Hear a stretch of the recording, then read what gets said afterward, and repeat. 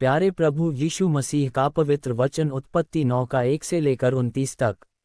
फिर परमेश्वर ने नूह और उसके पुत्रों को आशीष दी और उनसे कहा कि फूलो फलो और बढ़ो और पृथ्वी में भर जाओ। और तुम्हारा डर और भय पृथ्वी के सब पशुओं और आकाश के सब पक्षियों और भूमि पर के सब रेंगने वाले जंतुओं और समुद्र की सब मछलियों पर बना रहेगा, वे सब तुम्हारे वश में कर दिए जाते हैं।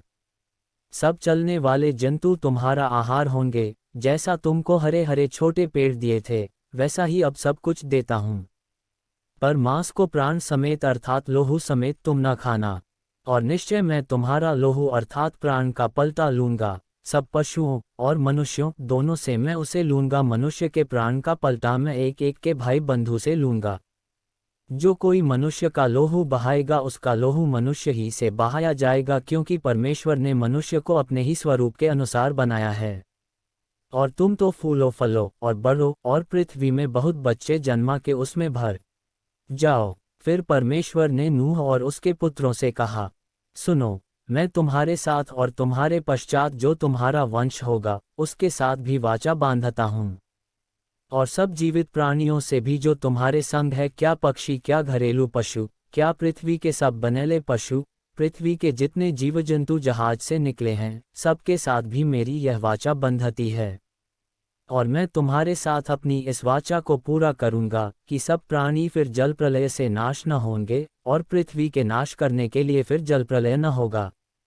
फिर परमेश्वर ने कहा, जो वाचा मैं तुम्हारे साथ और जितने जीवित प्राणी तुम्हारे संग हैं उन सब के साथ भी युग युग की पीढ़ियों के लिए बांधता हूँ, उसका यह चिन्ह है कि मैंने बादल में अपना धनुष रखा है, वह मेरे और पृथ्वी के बीच में वाचा का चिन्ह होगा। और जब मैं पृथ्वी पर बादल फैलाऊं, जब बादल में धनुष देख पड़ेगा, तब मेरी जो वाचा तुम्हारे और सब जीवित शरीरधारी प्राणियों के साथ बांधी है उसको मैं स्मरण करूंगा। तब ऐसा जलप्रलय फिर न होगा जिससे सब प्राणियों का विनाश हो। बादल में जो धनुष होगा मैं उसे देख के यह सदा की वाचा स्मरण करूंगा जो परमेश्वर के और पृथ्वी पर के सब जीवित शरीरधारी प्राणियों के बीच बंधी है।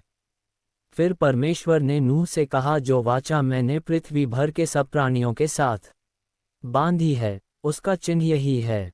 नूह के जो पुत्र जहाज में से निकले वे शेम, हाम और येपेत थे, और हाम तो कनान का पिता हुआ। नूह के 3 पुत्र ये ही हैं, और इनका वंश सारी पृथ्वी पर फैल गया।